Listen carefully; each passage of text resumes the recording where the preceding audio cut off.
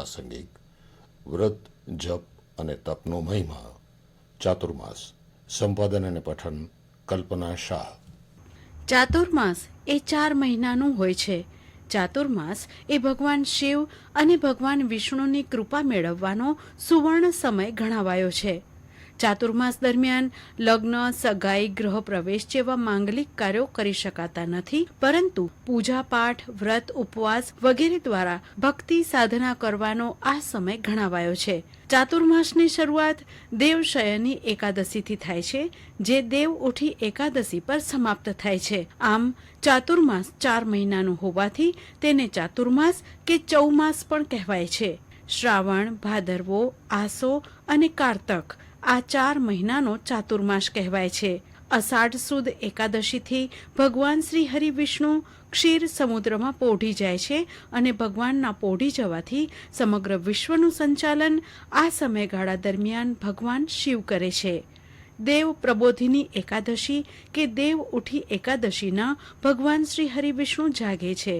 ત્યારથી વિશ્વનું સંચાલન ભગવાન શ્રી વિષ્ણુ પોતાના હાથમાં લે છે અને ત્યારથી જ માંગલિક કાર્યોનો પ્રારંભ થાય છે. ચાતુર્માસના આ 4 મહિના દરમિયાન વ્રત નિયમોનું પાલન કરવાનું મહાત્મ્ય છે.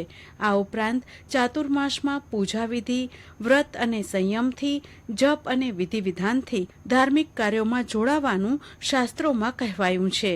આ ઉપરાંત આ સમયગાળામાં પશુ પંખીની જીવદયા કરવી, વૃક્ષ છેદન ન કરવું જેવા જીવદયાના નિયમો લેવાનું પણ વિધાન છે.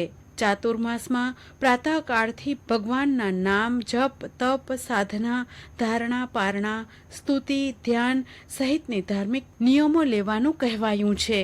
અષાઢ સુદ એકાદશીથી ભક્તો ધ્યાન, સ્તુતિ અને પ્રાર્થનામાં, જપ અને તપમાં, વંદન અને પૂજનમાં, શ્રદ્ધા સહિત અનેકવિધ કાર્યો દ્વારા ભક્તિમાં વિશેષ રૂપે જોડાય છે. ભગવાનને જાગૃત કરવા અને તેમની સાથે સાક્ષાત સંબંધ પામવા આ 4 મહિના સુધી ભક્તો તેમનું ભજન કીર્તન કરે છે. અષાઢ સુદ એકાદશીએ ભગવાન શ્રી વિષ્ણુ પોઢે છે. ભાદરવા સુદ એકાદશીએ પડખું ફેરવે છે, તેથી તેને પાર્શ્વવર્તીની એકાદશી કહેવાય છે. અને કારતક સુદ એકાદશીએ જાગે છે, તેથી તેને દેવ ઉઠી એકાદશી કહેવાય છે. શરીરમ આદ્ય ખલુ ધર્મ સાધનમ આ સૂત્ર સાથે આયુર્વેદે શરીરને આધ્યાત્મિક સાધનાનું મહત્વનું સાધન ગણાવ્યું છે. એટલે કે ઋતુની સાધનાની સાથે સાથે ઋતુએ શરીરના સ્વાસ્થ્યની પણ સંભાળ લેવાનો આયુર્વેદ વિશેષ આગ્રહ રાખે છે. આમ આરોગ્યની દ્રષ્ટિએ પણ ચાતુર્માસ દરમિયાન ઉપવાસ, એકટાણા, વ્રત કરવા એ હિતાવહ છે.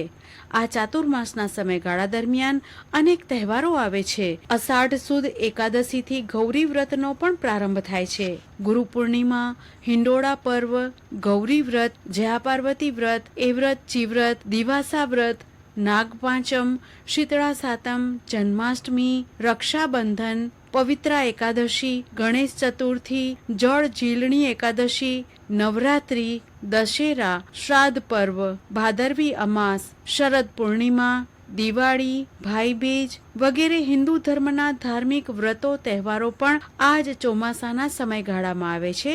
જૈન ધર્મના પણ અનેક પર્વો પર્યુષણ, આંબેલ ઓળી, મહાવીર નિર્વાણ દિન, જ્ઞાન પંચમી વગેરે આવે છે. સ્વામિનારાયણ સંપ્રદાયમાં પણ શિક્ષાપત્રી અને શ્રી સ્વામિનારાયણ ભગવાનની આજ્ઞા અનુસાર ચાતુર્માસમાં સંતો, ભક્તો અનેક નિયમો લઈને તેની ઉજવણી કરે છે. જૈન ધર્મમાં પણ ચાતુર્માસ દરમિયાન વિશેષ તપ, જપ અને ધર્મ આરાધના કરવાનો મહિમા છે.